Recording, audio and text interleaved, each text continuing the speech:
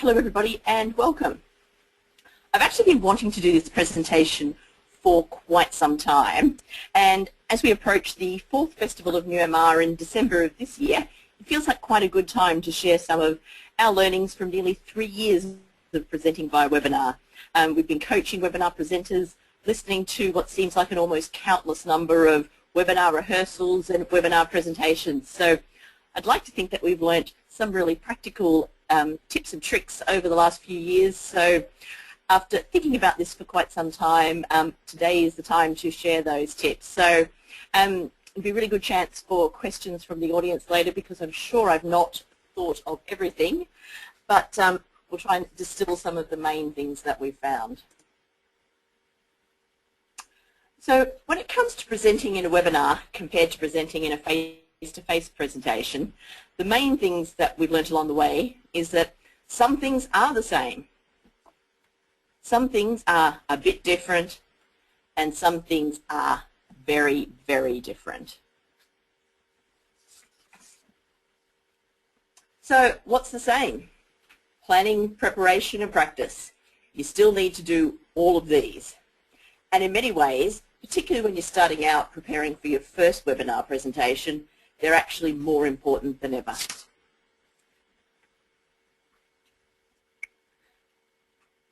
So what are the basics? You need a really good internet connection. Don't play around with being on Wi-Fi, using a dongle, piggybacking off somebody else's internet. You need the fastest internet connection that's available to you, and you need to be plugged into it. And we would really recommend anyone who's presenting in a webinar get a headset with a mic. You don't need an expensive one. Some of the really quite entry-level ones that you pick up at your local computer store certainly do the job very, very well. I have my favorite brand, which I'm happy to share with anybody who really wants to know, but it really is very important. Time and time again we see that mics and headsets really do give us the best quality. The other thing is you really need a quiet space. Don't think that you can present in a webinar in an open plan office. No, you can't be at the airport in the flight lounge. Don't try and do it from home if you've got kids, dogs, neighbours who are building. Really need quite a space you can find. So for those of us who do work in an open plan office, make sure you book yourself the quiet room for the day, the conference room, a place where not only are you not interrupted, but there isn't the background hum of the office and the other interruptions that sometimes come along. And the other thing is to think about is practicing.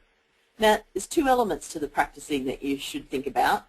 One is, as we always do with our presentations, practice the content. Know what you're going to say and be prepared. But when you're presenting at a webinar, and particularly when you're first starting out, you really do need to practice the technical things. You need to learn how to click, how to move forward, and become really comfortable with the technology. So NewMR, I know, always organise rehearsals, but even try and rehearse on your own, rehearse with a friend, and just really get comfortable with the technology. Because as you know, when you're unfamiliar with things, the extra nerves that you get in a presentation really don't work with not being familiar with the tech. So be on top of it as much as you possibly can.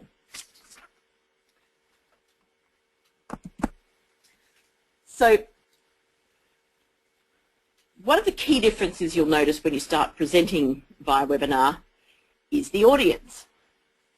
Now, intellectually, you know they're there, but are they really there? You can't hear them. You can't see them. Are they there? And in many ways, you might be surprised by quite how confronting that is. Now, when you're talking about a webinar audience, I think there's really two features that are quite different. One is the actual audience itself, and the other element is how you experience the audience. So thinking about the audience is very different to when people attend a face-to-face presentation when they're presenting in a webinar. People aren't necessarily sitting in a quiet space. They're not sitting facing forwards, looking at the screen, ready to read every word of wisdom that you're about to impart. They may actually be tuning in from an open plan office or even a kind of group workspace. Some people may actually not be at work at all. They might be catching up from a coffee shop at lunchtime or checking in from a holiday break. People will also be multitasking you. They might be doing work and listening to you, sometimes watching your presentation, keeping one eye on Twitter, another eye on LinkedIn, or they could just be dipping in and out of your presentation on a Friday night while they're watching a movie at home. So the audience is not necessarily focused on you, and that's something to be very aware of when you're putting together your presentation. Another really important thing to keep in mind is the difference in the audience and the way in which you're interacting with them. For those of you who haven't presented in a webinar before, the next slide shows what it feels like when you first present in a webinar.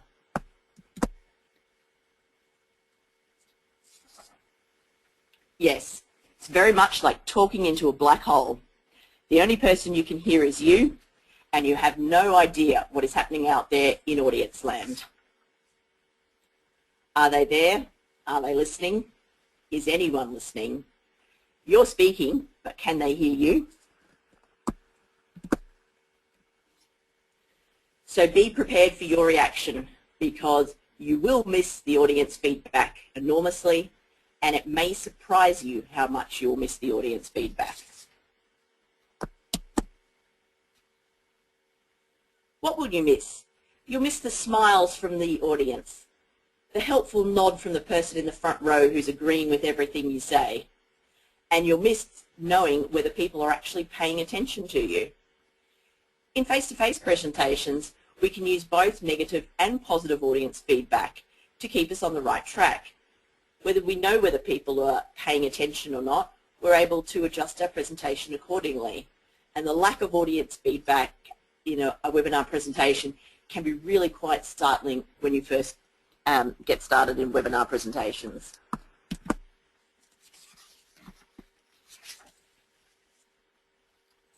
So you're the webinar presenter and you're looking down the inevitable black hole, wondering what's going on, and ideas will start popping into your head.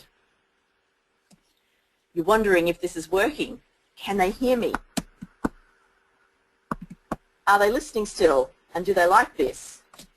And when you crack a joke, you don't even know if they found it funny. You're constantly plagued by fears of whether you're boring people and whether your slides are even up to where their slides are up to. Are you speaking ahead of where they're at? There's the regular worry of, are you speaking too quickly? Are you loud enough? Can they hear you? And then wondering whether people are understanding the points that you're making. And the perennial one is wondering whether people can see the builds on your slides. So these seem like some insurmountable problems, some things that will have you quite racked with nerves. But have no fear, there are ways that we can deal with this. To allay the fear of whether the actual webinar is working and when people can hear you, if you're in a position to be able to, organise for a colleague to actually be logged on as well. They can be sitting in the same room as you potentially, so you can have given them instructions about hold up a sign if you can't hear me. So that way you know that if they're sitting there quietly enjoying everything that you're saying, that everything is on track. Are they still listening and do they like this? Once again, your colleague can help. Was that funny? You know it's funny because you've practiced your presentation and you know that any jokes that you've put in have worked. You don't have to worry about whether your presentation is boring because you've prepared it. You've practiced it with people earlier and you've really got your content sorted before you turn up to the webinar. What slide are they seeing now? There's a couple of ways that you can deal with this one. Once again, the office colleague can be handy, but my preferred way is set up a second computer that's in easy sight of you, and so you're logging in under a separate login and then you can see exactly what the audience is seeing.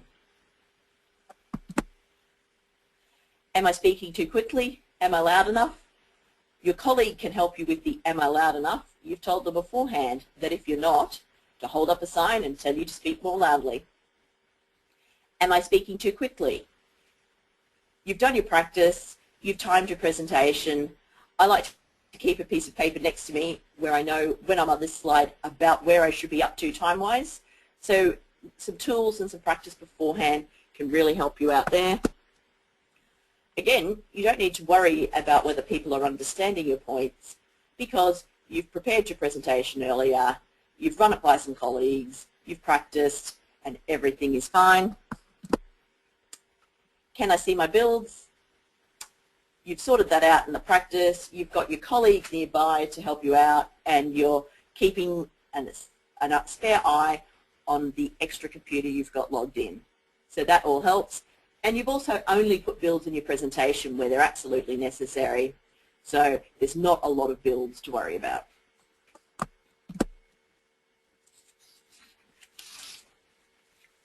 Okay, so we've talked about some strategies for webinar presenting, but some great things to keep in mind are to bring your own audience. We talked about having a colleague in the room, and their role thus far we were talking more about them being a support person, someone to give you feedback and help out. But a really important role for the colleague is you have somebody to present to, somebody who can give you feedback in the room and somebody you can make eye contact with. The other important thing about speaking to a person is it helps with your energy and helps with your smiling. It's very easy in a webinar when you don't really feel like you're talking to a real person to kind of perhaps not be as energetic as you would be if you're in a room. So present to a colleague. If you haven't got a colleague, perhaps you can present to your cat or a pot plant or a particular space in the room. But try and manufacture yourself an audience as much as you can. And remember the old sayings about, smile, you can hear it in your voice, and maintain as much energy as you can. You tend to need to think about that more in a webinar than you do in real life because you just don't have those cues that we're used to that give you the energy in a presentation.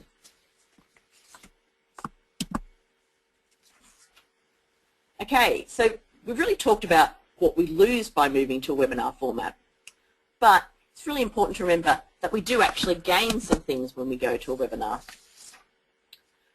Firstly and foremost, it's your production. You're in charge of what you're projecting to the world, what you sound like and what they can see. So a bit like the newsreader who wears his football shorts on the bottom half and a smart shirt and tie on the top, you can project a small portion of what helps you produce your webinar. People can see you, the smart, prepared and enthusiastic webinar presenter. What they can't see are the tools that you use to get there. Think about what would help you present better in a webinar. You may not have your own production team, but you may be able to put posters up on the wall that help remind you of your key points. Put a sign up that says, remember to smile. Although having a script is not always a great idea because you can sound too much like you're reading, you can have notes. You can have written a script on the bottom of your slides. You can use a lot of tools that help you present better that other people can't see. So have a think about what options you can use to help you present better, whether it's flip charts, your presentation on a second screen, using your iPad to hold some notes, writing some notes on the bottom of the slides. There's a lot of things that you can do when people can't see you to help you present better that you can't use in a face-to-face presentation. So make sure you take advantage of these options. You may not have your own production crew, but you can certainly enlist the help of a lot of assistants, be it human or prop-based. Now, another really great thing that you gain from a webinar is you can have a recording. As those of you who regularly attend NewMR events will note, after an event we quite quickly are able to post recordings of the day so that people who can't come to these live can listen to them, and they're also a great resource going forward. We can go back and review things that we presented a year ago. You can refresh yourself on things that other people presented. So they can become a really useful resource, be it an archive, be it marketing and promotional material, whatever you like. The recording itself can also be a great way of practicing. So practice, record your practices and listen back. As awful as we all find it to listen to our own voices, it can be really, really useful to listen to recordings of how we sound when we're presenting. So take advantage of a recording as much as you can. Now, we've talked a lot about the webinar format, the audience, the technology, the practicing. We seem to have really not spoken very much so far about your actual presentation. Now, a lot of the things that you know about presentations still will hold in the webinar environment. But one thing to be particularly careful of is to respect the medium. Now, one of the big things that we talk to people about when they're first presenting webinars and we're practicing with them is to think about the time delays. Now, almost everybody who is sitting in this audience today will be seeing these slides appear at slightly different times, and there isn't actually any way of predicting who will see what slide at what time. It's a function of a lot of different variables, and it may even vary across this session. How fast is your internet? Are you in an area that gets great internet access? Are you in an area that gets great internet access but your building's not that great? Or somebody else who's sharing your internet connection has started downloading some enormous file? So you really need to craft a presentation that doesn't rely so much on timing. In face-to-face presentations over the years, we seem to have become increasingly clever about putting builds into our presentations, building in animations and videos, and working to really quite tight scripts that rely a lot on timing. I want to say this at exactly the point something appears on the screen. Those sort of things really do not work well in a webinar environment. You need to strip back and keep everything much simpler. Don't be afraid to use a build if it really helps drive a point home, but if it's really just about being a little bit nicer, I would think twice about including it. And keep builds relatively to a minimum, but use them when they really do work. You need to be careful with what webinar platform you're using. Some of them just do not project video, and things like animations can be problematic. So have a good think about that and have done your preparation beforehand as to whether you should be using them. Now, personalize your slides. One thing we often suggest to people is to pop a photo of them in the top right-hand corner. And it's surprising what a difference that makes for the audience when they're connecting with the speaker. So I would always recommend that people put a photo on their slide and think about other things that might help personalize them for you.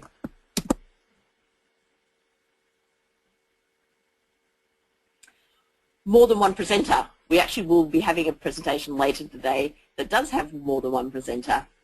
And whilst it can be really engaging and it can be a great way for first-time webinar presenters to get involved with the medium, it does require some thought and some practice and some preparation beforehand. Should you both be in the same location? That has some real advantages in terms of if you need to move from one speaker to the second speaker, it's quite easy to hand signal and say, whereas if you're both in separate rooms, you have to then say, right, and I'm now handing over to, which sometimes can be a little bit clunky.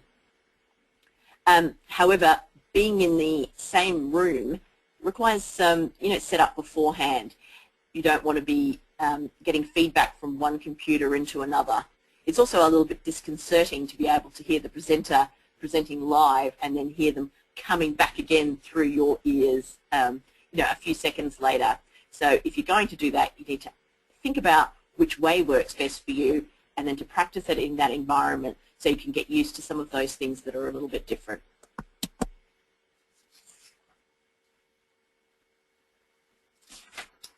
Okay, so what are some other miscellaneous ideas that we've learnt from webinars that we can share with you before I finish off today?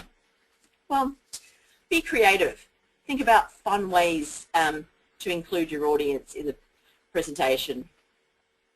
Think radio is a really important piece of advice. More so than the live presentation format, a webinar is a lot like radio. It's really your voice that's conveying what's going on.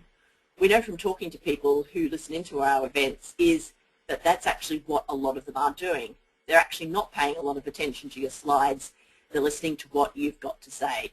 So it's very much a radio show. You can also perhaps think about some of the great ideas from radio that work nicely. The two-person format where the DJ or two DJs are playing off against each other. That can add a lot of energy. Things like panel discussions also work really well for those of you who listen to Radio NewMR. I have some great speakers who are very enthusiastic about shared topics, can have a great time talking to each other in a webinar format. Some of the webinar platforms also have some interactive features built in. GoToWebinar, which you're logged in today, has things like polls. You can have your audience voting on ideas. If you're planning to use those things, you do need to practice them. You do need to set them up. You do need to know how they work. But we'd certainly encourage you to explore some of those ideas and see how they work for you. And keep thinking about other interactive features, things that you can incorporate into the webinar format and get your audience excited. Listen in to other webinars and see what other people are doing that works, and think about how you can incorporate those ideas into your own webinar. And finally, some tech stuff. If you're not super IT savvy, think about IT support. Should you have somebody from your in-house IT department on hand in case you have any problems? If you don't have an in-house IT, some of the webinar platforms do provide an outsourced IT solution. And even if you are tech savvy, sometimes it's nice to just be focusing on the content of the presentation and not be worrying about the port on the PC and whether your microphone's plugged in correctly. Sometimes it's nice to just focus on your presentation and leave the IT stuff to somebody else. What media are supported? If you are thinking about running video or something like that, make sure you've done your research beforehand to find out what you can do. There are also some workarounds. GoToWebinar, as I said, doesn't broadcast video. Sometimes we have presenters who have some great videos they'd like to share with the audience. There's some tricks you can do.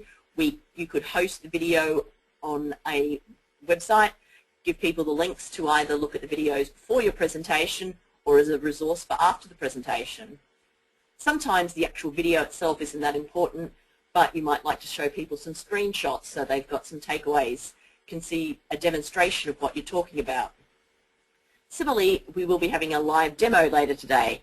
Live demos can be really, really valuable way of showing people what you're talking about, particularly if you're demonstrating a software solution. It's risky stuff and you need to be brave if you're doing it, but it can pay off. If you are doing something like that though, you have to be the sort of person who's prepared to live with failure if it fails, because even if you've done the best preparation, sometimes it will fail. If you're running a webinar with a big audience and perhaps inviting other people, always have some emergency contacts. If something happens, you might need to contact somebody via phone, via Skype, and solve the problem. Have a plan B. You can have done all the planning and preparation and something may go wrong. The very first time we ran the Festival of NewMR, one of our presenters was partway through his presentation when the local telecommunications company pulled up outside his house and dug up the internet cable. No matter what sort of preparation had taken place, you just can't predict that sort of stuff. Power outages, things just happen. So you need to have a plan B. Do you have somebody in a different office location who can step in for you? Or can you get in the car and go to a close by backup office? So have some plan Bs.